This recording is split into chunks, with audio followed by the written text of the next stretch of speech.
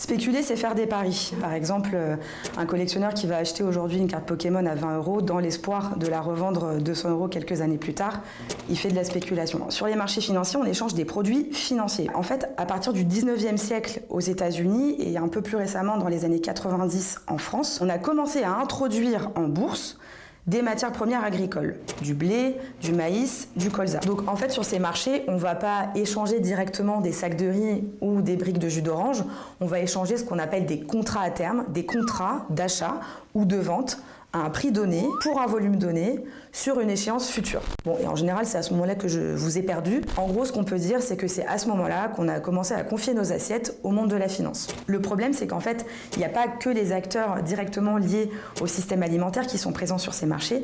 Il y a les acteurs financiers qui vont à aucun moment acheter du riz pour le transformer ou le consommer, ou qui ne produisent pas de matières premières agricoles. Et ces acteurs-là, ils sont juste là pour réaliser des paris. Et c'est ça le problème aujourd'hui. On a une spéculation complètement excessive qui va créer du chaos sur les marchés et qui va surtout influencer les prix.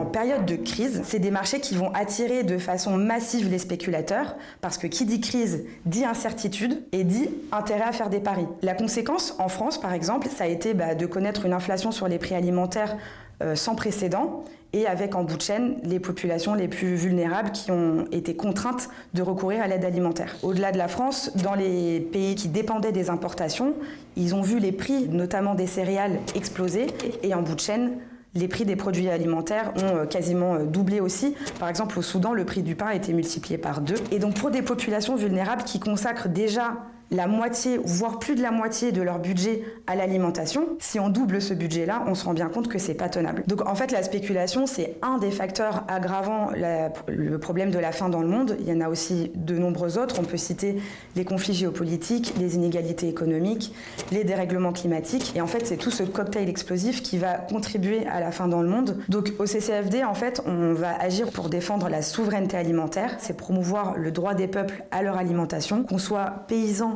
ou simples citoyens, nous produisons, nous mangeons, donc à nous de décider. Pour promouvoir la souveraineté alimentaire, on va accompagner des centaines d'organisations paysannes partout dans le monde à développer leurs propres projets d'agroécologie, adaptés à leur territoire et à leurs besoins. Mais ensuite, on va aussi travailler au niveau des politiques publiques pour influencer ces politiques dans le bon sens et mettre en œuvre des politiques favorables à des systèmes alimentaires qui soient durables, respectueux des humains et de l'environnement. En fait, tant qu'on ne se sera pas attaqué à la cause, aux racines des problèmes de la faim, on va être tout le temps dans le traitement des symptômes. Donc pour nous, c'est vraiment important de retourner à la cause du problème profonde et de changer les règles du jeu pour résoudre la problématique une bonne fois pour toutes.